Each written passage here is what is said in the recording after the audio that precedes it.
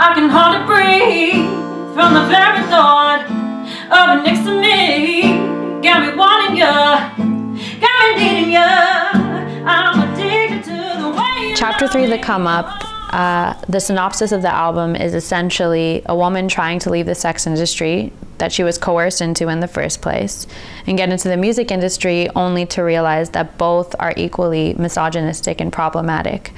And she grapples with her relationship with her mother, her family, romantic relationships, her career, and with money. And that woman is me. It feels like it's been a lifetime in the making.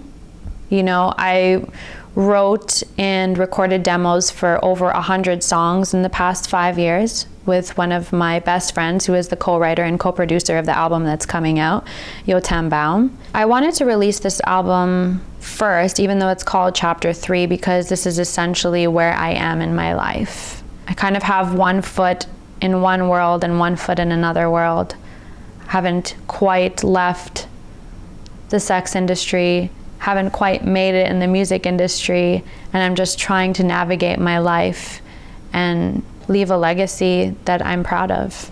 When I was in a really abusive relationship and my music was no longer in my control, I started painting, and it just so happened that I turned out to be pretty decent at that. And then after that, not being able to get funding or find people who would make music videos for me, I decided out of necessity to start making my own as well, and that got me into the film realm. So it was more out of necessity and the desire to just continue creating that I found out that I had these other skill sets. You know, Cardi B enabled us to be seen more as like a mom, an artist, you know what I mean? Like more dimensional.